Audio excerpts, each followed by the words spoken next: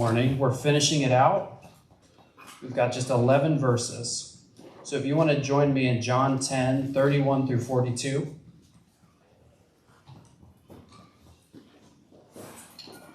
I'm going to read it for us. We're picking up on kind of a weird spot. I know we haven't been in John for a couple of weeks. So let's get ready. Again, his Jewish opponents picked up stones to stone him. But Jesus said to them, I have shown you many good works from the Father. For which of these do you stone me? They replied, we are not stoning you for any good work, but for blasphemy, because you, a mere man, claim to be God. Jesus answered them, is it not written in your law, I have said you are gods? If he called them gods, to whom the word of God came, and scripture cannot be set aside, what about the one whom the Father set apart as his very own and sent into the world? Why then do you accuse me of blasphemy because I said, I am God's son? Do not believe me unless I do the works of my Father. But if I do them, even though you do not believe me, believe the works, that you may know and understand that the Father is in me and I in the Father. Again they tried to seize him, but he escaped their grasp. Then Jesus went back across the Jordan to the place where John had been baptizing in the early days, and there he stayed. And many people came to him, and they said to him, though John never performed a sign, all that John said about this man was true. And in that place, many believed in Jesus. In response to this passage, I offer you a parable. They found the music, a single manuscript copy among the piles of unsorted paper the composer had left at the time of his death. It was clearly a piece for a solo violin, and it looked extraordinarily difficult. Difficult, daring, probably unplayable. Above it was scrawled in his shaky hand, to the City Guild of Violinists. The City Guild was honored, but they were also embarrassed. None of them could actually play the piece. Copies were made, and each member took one home to try it out, and when they met later, they tried to pass it off with excuses. Surely the old man couldn't have meant you to play these notes simultaneously. It's just not possible. His mind must have been wandering. Anyway, it seemed very strange. There wasn't much of a tune to it, though they couldn't deny there were interesting passages in the piece. All of them declared that they'd give it another try someday. Some even wondered aloud whether the old man hadn't meant it to be played at all. It was just a strange and impossible idea, and they all quietly forgot about it. Until one day, many years later, there came to the city an old man with a long, straggly beard and a battered violin case. And he hardly even looked like a real musician. Maybe he was a gypsy, people thought, or a traveling tradesman with a second line in music teaching.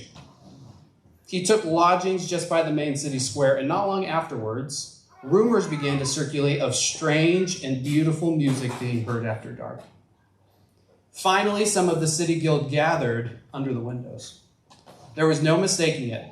They were listening to the exact music that had been dedicated to them. It was indeed almost unplayable, almost, but not quite. He was playing it, making it dance and leap and swell and fall. It was wild and strange and headstrong and sweet, and it died away. And as it did, some of the City Guild burst into spontaneous applause, but others were furious. That was our music, they said. He's not even a member of the guild. What right has he got to come here and play it, trying to make us look stupid? The window opened and the old man looked out. I am his son, the man said.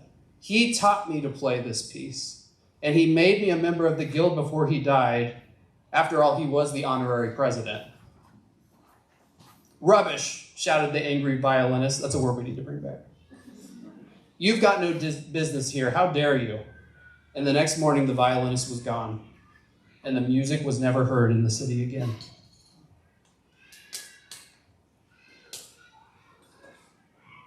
This passage in the parable, they're a thinly veiled message about a lot of things. The deadly power of groupthink and mob mentality, the dangers and blindness that come with elitism, and the difficulty of facing the truth, and the receptive reality of people on the fringes and at the bottom of society, all in response to Jesus. Only he could get all this going at once, right? And it's been a minute since we've been in John, so as a recap, it's the Festival of Dedication, also known as, you guys remember? Put on your yarmulke. It's time for... Nice. Adam Sandler. It's a celebration of the rebellion of a guy named Judas Maccabees, also known as Judas the Hammer, which is a nickname I've been trying to get going for a long time, and against the Seleucid Empire in the 2nd century when he reclaimed Jerusalem and rededicated the temple. That's what Hanukkah even today is still about. Long, long time ago. So Jesus is now in the temple courts teaching, and folks are coming up to him and asking him, even begging him to just tell them the truth. Tell me what's going on. Are you the Messiah or are you not? I just need to know.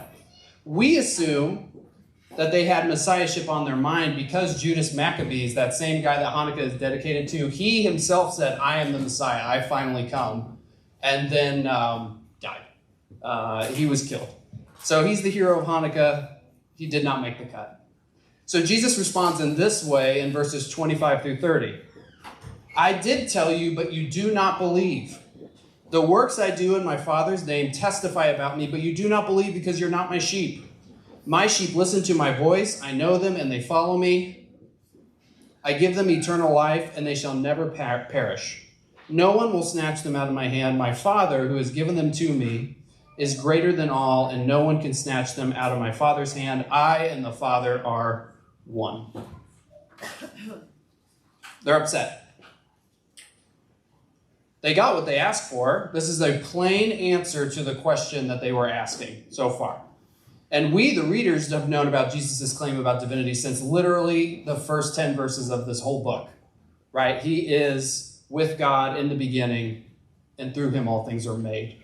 But this is the first time that Jesus has plainly set out before them the truth, that he and the Father, who's the God of Israel, the one who parted the Red Sea, the one who established the throne of David, the one who's brought fire and cloud from the sky, the one who has sent all of the prophets, and the one whose presence has seemingly abandoned Israel and has never actually graced the temple that Judas Maccabees rededicated.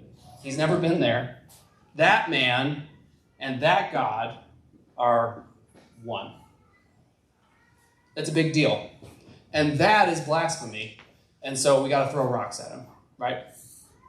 And I'll be completely honest with you.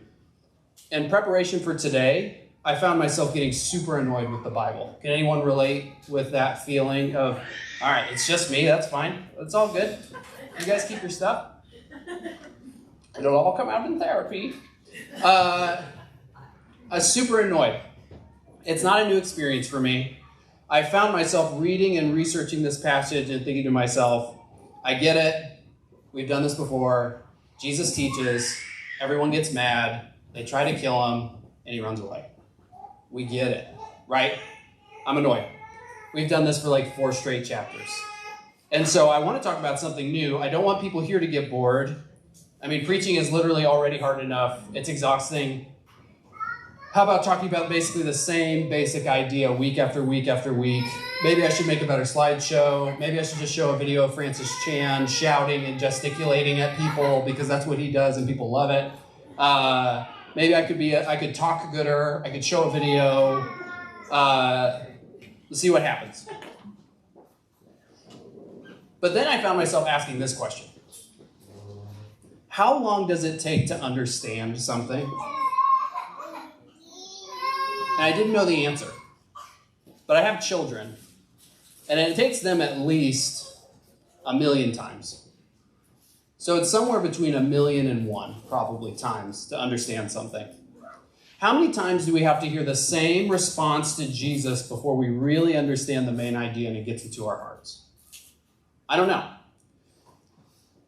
What we're supposed to do is we kind of sit in the same spot as Jesus' detractors, who had heard him basically tell them the same thing over and over and over and over and over again, right? They had seen the miracles. They had seen his good works. They had seen his character that upheld all of it. It was not in any way penetrating their perception. It was not landing. They're not learning. They're not being formed, which is another thing I actually resonate with a lot. And so he asked them, for what of these good works are you about to kill me? Right? Not for good works, they said, but because you, a mere man, claim to be God. So actually, they understood it with their mind perfectly. That's the weird part about this passage. They actually totally got what he was saying, and they didn't like it, and so they're going to kill him. Right? Nothing had really changed for them in this confession. And so then Jesus tries to meet them at their level.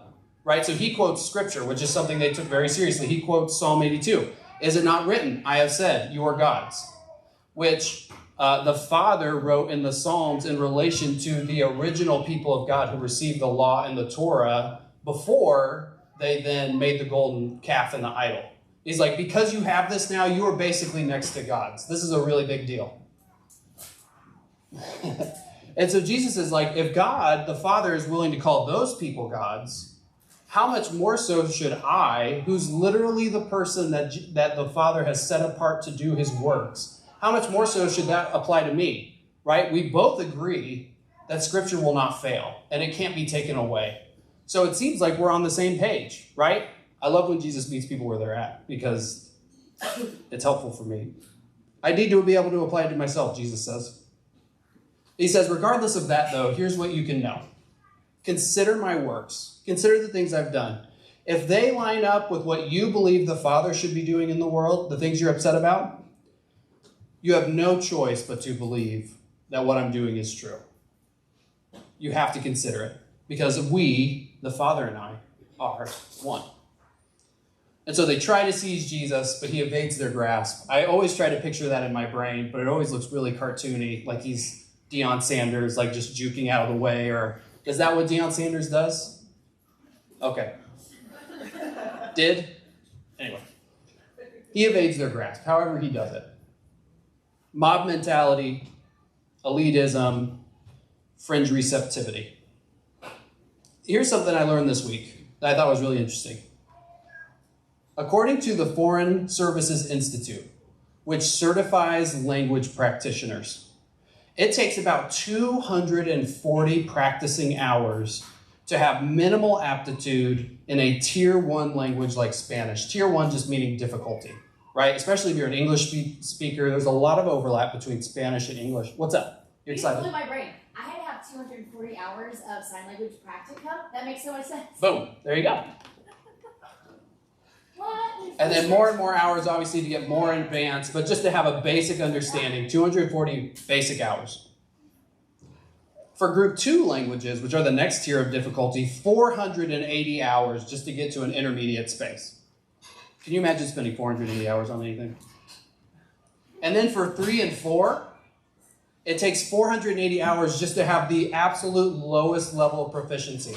This is like Korean, Arabic, Hebrew. Tier 2 is like German, Swedish, whatever another European language is, right? So like these are where these languages play out.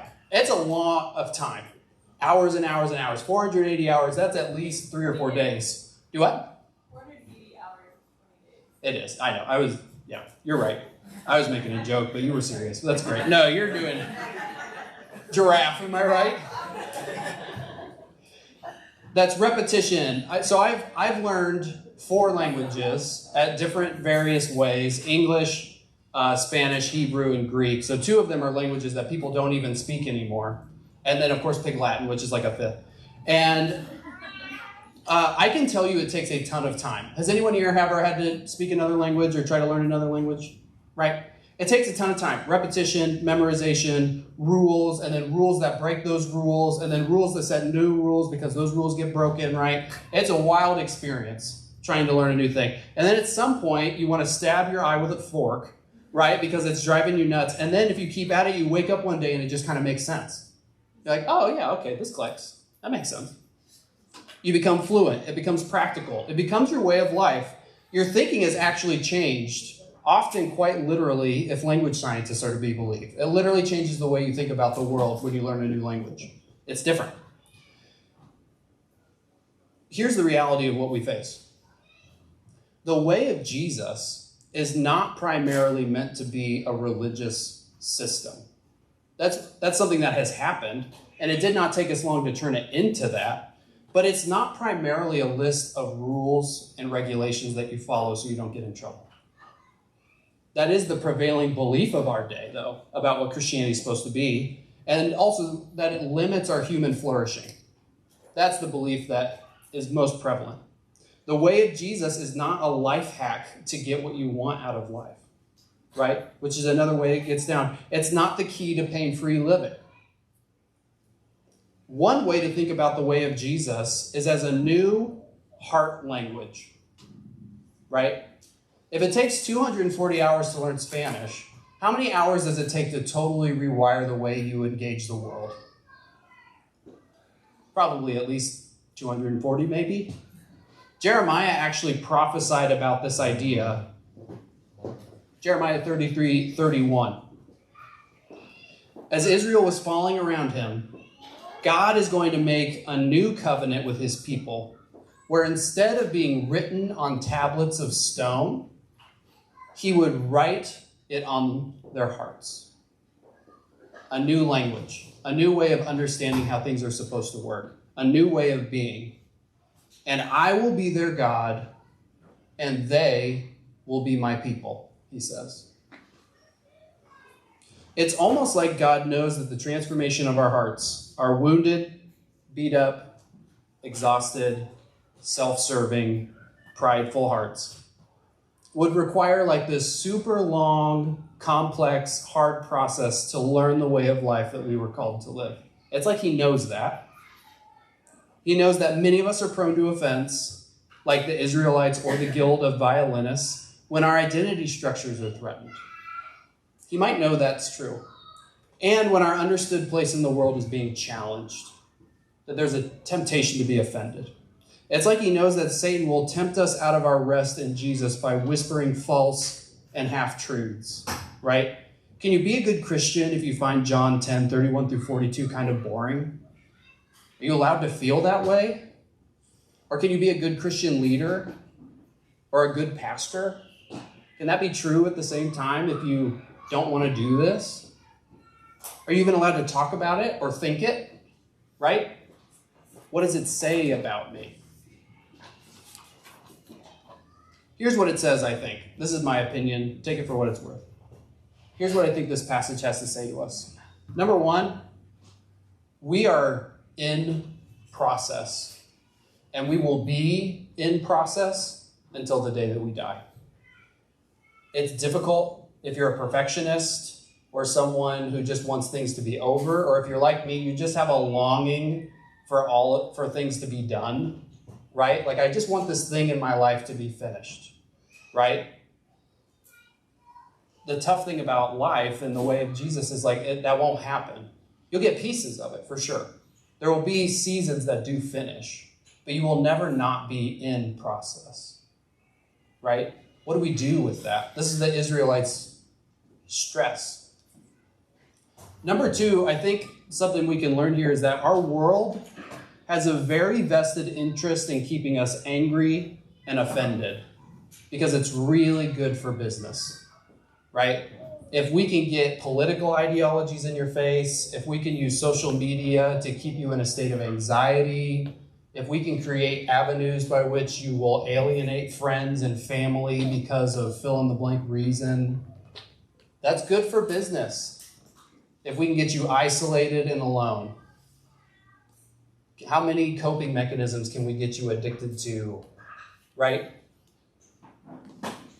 I was really convicted about this when I was reading The Intentional Father, and I was listening to an interview. So John Tyson just has created this incredible pathway for his sons to walk through. And someone goes, well, how long did it take? He's like, it took about one Netflix TV show all the way through. Like, that's all it took. And people are coming to him like, it's a whole life orientation. You must be an expert. He's like, no, instead of watching one show in my life, I just designed a pathway for my children to walk. I was like, uh-oh.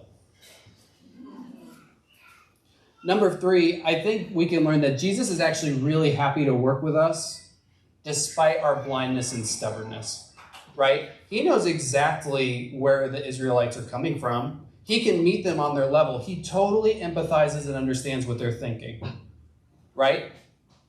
At the same time, though, he doesn't give in to it. He knows that they're stubborn. He knows that they can't see what he's talking about, but he's willing to sit in their midst and talk about those things, obviously, until they're about to kill him. But he went to the temple courts. This is the second time this has happened, and he keeps going back, right? He's not afraid, and he's not offended. Maybe he's a little bit offended, but he's going to sit with us in the midst of our stuff, right? He knows us better than we know ourselves. He knows there are times when we're tempted to give up on this whole thing. And he's fine with that. He's willing to work with us in the midst of it because Jesus is moving our hearts toward the fringes, toward the outside, toward thinking about things in a different kind of way. If you've never considered the fact that people who have nothing and have nothing to lose seem to understand Jesus the best, now would be a pretty good time to think about those sorts of things. It's an interesting reality. It's not a storytelling technique to try to give more dignity to the poor and the broken and the downtrodden. Now they're going to pull themselves up by their bootstraps because they met Jesus and they're going to make $1 million and fix their life, right? That's not what they're trying to communicate here. That's not the story of Annie, right? That is a myth. The time-tested truth of the gospel over the course of 2,000 years is that Jesus is best understood from a posture of desperation and dependence and raw and ragged faith. That's always been true. We, regardless of our income level or our mortgage situation or our job security, we are equally as broken and in need as any person we would be tempted to look down upon. And that is a hard thing to deal with, right? Because we've created all these things that want to make us feel better than other people. But the difference is we don't know it, or we refuse to believe it, or we refuse to acknowledge it often, right? To make ourselves feel okay. So it's no accident then that this chapter ends with Jesus escaping Jerusalem, the blessed and holy city of Israel, right? Where God's presence is supposed to reside. And he goes to where John was baptizing in the early days, right near the Jordan, at a place called Perea. In Perea, there lived a sect of Jews who long ago had been thrown out by mainstream Judaism, just like the Samaritans. They were in a similar spot. They were universally despised. Everybody looked down on them. They were not allowed to trade in the courts. They were not even really allowed into Jerusalem if they could help it. They were heretics and bad people, is basically. You guys know the parable of the Good Samaritan is supposed to be really convicting, right? Like, Samaritans are bad people. How could they do this? How could they help somebody? These are the Pereans. They're weird. They're out of line. Jesus chose to stay there. That's where he was welcomed by people. Isn't that interesting? And many people had heard that he was coming because of the testimony of John the Baptist. In their short experience with Jesus, maybe like 24-ish hours, they knew exactly who he was because of what John had said, and they knew exactly what he had come to do. Isn't that wild? They figured it out so fast. In that place, many believed in Jesus. That's how chapter 10 ends. Isn't that weird? I love it. I mean, to be honest, it's one of my favorite things. They immediately saw what those in Jerusalem could not see or would not, and what Jesus was about to be stoned for in Jerusalem. They celebrated as good news to them. I was listening to this interview with Jordan Peterson because he was talking about his life in faith with the Catholic Church, and he would say he's not really a believer, and so I'm just super interested in thought leaders who have had that kind of experience. So he's reflecting on it pretty thoughtfully. And he's like, here was my experience and what I've noticed in church history. The church has been at its best historically when it has doubled down on experiencing God in whatever form. Mysticism or listening, or whatever. Like having a knowledge-based experience with God, or an experience-based knowledge of God, is what I meant to say. He's like, here's what I notice whenever that gets downplayed or dismissed. Movements of Christianity either go towards a worship of power, right? So I go to this big church because it's big. Or I follow this leader because he has a book and a platform or what have you. Or I go to this place because it has a huge impact on the community and we have a lot of influence, right? So they either worship power or they move towards self-gratification. Well, the Christian life is supposed to make me feel better, or I'm supposed to be happy, or I need to find an experience of joy or peace or patience. And another way you could put it is you either worship others, like a community or a leader, or you basically worship yourself in your life, right? This is what it's supposed to be. I'm supposed to feel this way, blah, blah, blah, blah, blah. Ironically, both of those lead to pure misery, obviously. Like, that's never played out well for anybody, really. What's interesting is that middle stream. It seems like when you walk down the middle of those things and you begin to invest in a life with Jesus that's actually experiential with him, where learning takes place in the midst of actually understanding who he is by his character, in prayer and other spaces, that seems to be when the church is at its best. And it's no coincidence that every time the church is persecuted in a place, that's the direction they end up going. And then they end up flourishing and thriving and having an incredible impact on the world. Right? I think that's interesting. And I think that that's what Jesus himself is trying to do here and communicate to the people. He's like, listen, you have worshiped the Father from far away forever. And now I am here, and therefore he is here, literally as close as you could touch him. What are you going to do with that? Well, they're going to be upset about it, and they're going to stone him, right? They're going to kill God, because that's not what they wanted. They had begun to worship power in the absence of experience and in the absence of understanding his character and living that out. And that's hard. That's just a hard place to be in. If you want to talk more about where you can see parallels of that in Christianity in the West today, I'd be happy to have that conversation with you, because it's everywhere, right? But it's something we need to be aware of in the midst of what we're doing, because Jesus is writing a new language on your heart. He's doing it today and every single day. And he's willing to invest the 240, 480, 720. He's willing to invest however many hours it takes for that new language to take hold for us, right? To make us new, for it to become our fluent language. He's willing to do that. And he's calling you out of darkness and into light. He's offering you rest from the wrestling of your identity and your value. And that's really good news. He is waiting patiently to be the recipient of your pain and your suffering. Very patiently, in my case. And as we talked about early on in John 10, he is the good shepherd. Capital G, capital S. And he wants to speak to you as you move farther and farther and farther away from your security to make for yourself, by yourself, with yourself, the life that you think is right. Instead, what does he say? If they're my sheep, then they will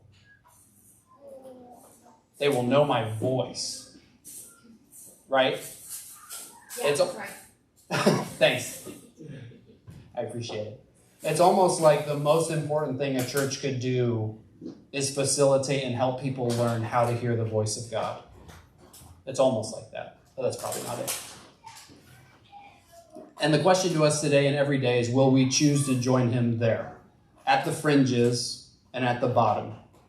Are we willing to let go of the stuff that is mainstream and quote unquote normal Christian life and all these sorts of things? And are we instead willing to take some steps back from that and get into dirty, desperate, weird spaces where we can actually find that God's presence so often dwells because it is so abnormal to us, right? I think that's the question for today and many of our days. So I would just offer to you an opportunity, as always, to reflect as we go into a time of response. If we can go to the response slide, please. We're just going to take some time to reflect. If you have your phone and you want to journal on that, if you have an actual journal, if you want to write on the note cards in the middle, feel free. I am thoroughly convinced that Jesus is speaking to us now and always. And so the goal is not to make it through all these 3 questions. The goal is simply to sit in the midst of it. And if one of these resonates with you and Jesus wants to say something, feel free. If you also just want to enjoy the quiet and be grateful for that, I am 100% with you, brother. I feel that. Here are my questions for today, though. Can we explore where am I angry and offended regularly?